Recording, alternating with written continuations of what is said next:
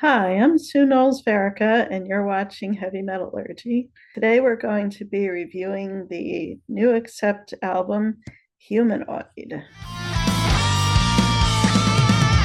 Twisted notions that make no sense. A dream world full of lies.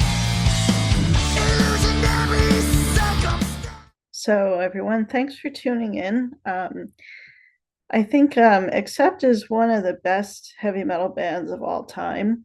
Of course, hailing from Germany and being around for decades, they're one of the really main voices of true metal in the world, and they have been for all of this time. Their very first album came out in 1979, and it featured the vocals of one Udo Dirkschneider. Now, if you're a big fan of Accept, I'm sure you know that Udo is no longer with the band. He's been gone for quite some time, in fact. But there's been an era of the band with vocalist Mark Tornillo, who is from right here in New Jersey and was well known as the lead singer of local band TT Quick for quite a few years. And Mark is a really good fit for Accept because his vocals, kind of like if you took Udo and just took off a couple of notches of raspiness, and that's how Mark sounds. So he was a natural fit for Accept. So let's break down a little bit about this album. Looking back over the history of Accept, they really hit their stride with the album Breaker in 1981. They really then sort of went into a golden age of popularity and just putting out really classic albums. After Breaker came Restless and Wild, which is not just my favorite Accept album, but it's probably one of the greatest heavy metal albums of all time. Accept was really starting to become prominent in the metal scene. I know that they influenced bands like Metallica and many other American thrash bands. Now, the funny thing is that I wouldn't necessarily categorize Accept as thrash. I wouldn't call them just hard rock. I wouldn't call them power metal. I just think they're straightforward metal, and they're basically the dictionary definition of it. So when you're listening to an Accept album, you know that it's just going to be some straightforward metal. So after Restless and Wild, they put out Balls to the Wall, which is an album that got them a ton of MTV airplay and a lot of popularity on radio and in the music scene in general. And then that was followed by Metal Heart, which was, I thought it was a really good album with a lot of solid tracks. But they were just starting to fade a little bit. And then things just really kind of started to turn down with the album Russian Roulette in 1986. So much so that Udo actually left the band for a while and was replaced by a guy named David Reese. So they put out an album called Eat the Heat, which I guess didn't do so well because Udo eventually returned in 1993 for the album Objection Overruled.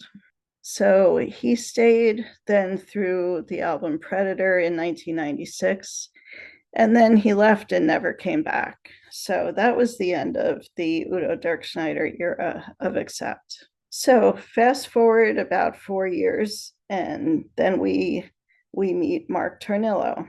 So as I mentioned, he was the lead singer of TT Quick, which wasn't the hugest band in the world, but I think they put out 2 albums on Megaforce Records, and they had a good bit of popularity in the Northeast.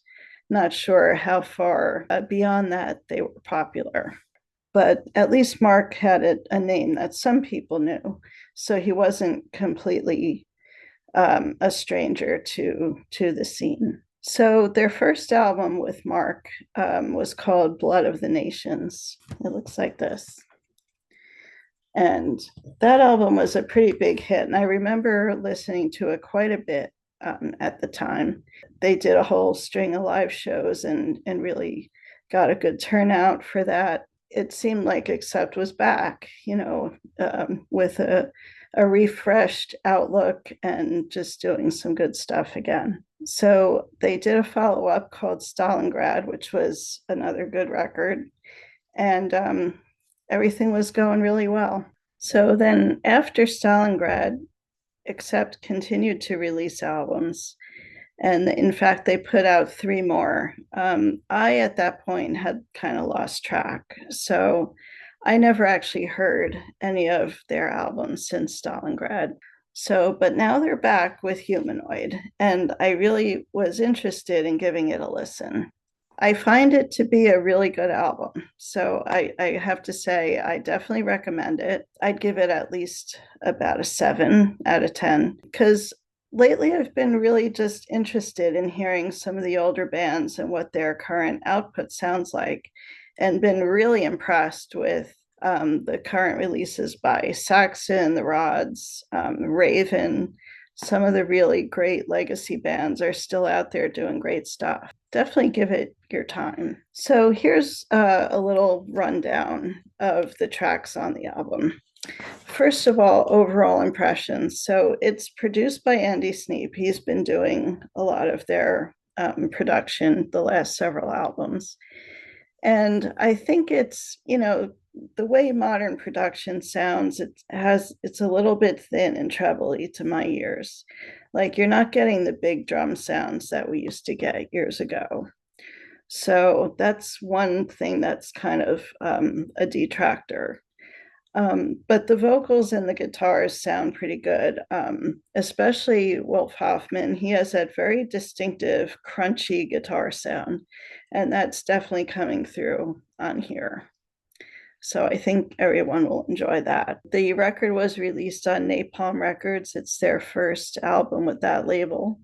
And again, it's their 17th studio album. That's a heck of a history there. The cover art is cheesy, as you would expect. It's got the AI robot on there, but it's fun. So let's start unpacking. So the opening track is called Diving into Sin, and I immediately noticed it had sort of an Iron Maiden type of vibe to it. So your classic kind of power metal type sound there. It's a decent opener, kind of fast paced. It gets you right into the groove. Time to set things right. Let's go diving into sin.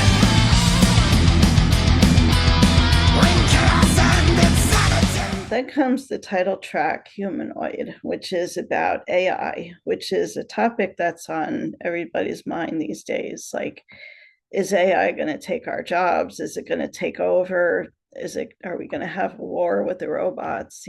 So it's a topical thing, a little bit cheesy, but check out the video on YouTube. It's fun.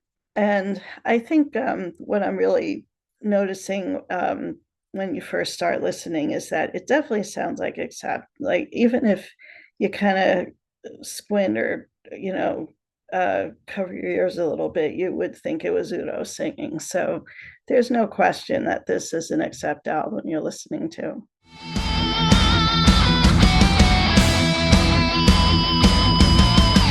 My name is Hybrid. I stand alone. Bionic implants.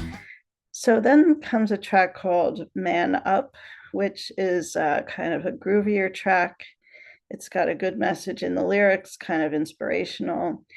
And it's got those kind of background vocals that our buddy Eula Garrett refers to as the gang's all here backup vocals. So now every time you hear that, you're going to think that. Sorry about that. But they're well placed and they work well in the song. Learn to swim, go down. Life is hard. So then we have a track called The Reckoning. This one I felt wasn't a standout track, but it's not bad. I think there's only one kind of somewhat bad track on the record, so that's a good thing. I think one good thing to note, though, is that on my subsequent listens, after the very first listen, it's starting to grow on me even more. So it improves each time you listen to it, because you start noticing the subtleties and starting to remember the songs and everything. So it definitely holds up to repeated listenings. The track "Nobody Gets Out Alive" is one of my favorite tracks on the album. It's just a really good kind of standout track.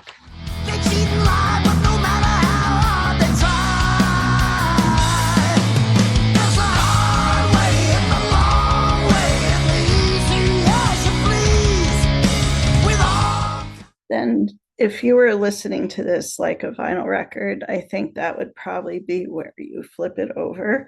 So it definitely has that kind of ebb and flow like a vinyl record. So the track "Ravages of Time," it kind of has a ballady feel. It's similar to "Can't Stand the Night" from the Breaker album. It's a little less gut-wrenching, but still sad nonetheless.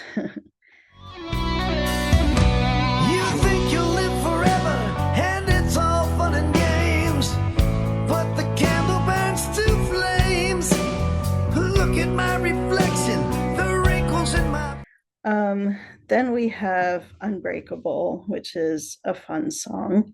It's got a mid to fast tempo, and it's one of the better tracks as well.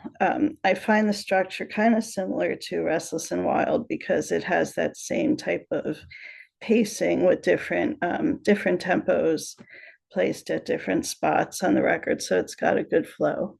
So the album, or the song "Mind Games," somewhat catchy, but I would call it a filler track. And the next song, "Straight Up Jack," is literally really not a very good song. It's a filler, and it's kind of dumb lyrics and that type of thing. So don't expect a hit single right there.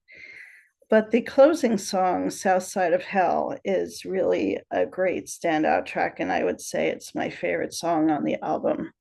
It's kind of epic. It's got a great scream from Mark, and when I hear it, I wish that Mark had done more screams like that, and just overall puts a little bit more emotion into the recording. That's something I'd say is a little bit of a detractor. It just could overall use a little bit more passion, I think. That's it. That's my assessment of the album. I think any metalhead would definitely enjoy it. I definitely recommend it. It's not their best album, but it's not their worst. It's definitely in the middle somewhere. So check it out when you get a chance. Accept, Humanoid. Enjoy. Take care. Bye-bye. There is a road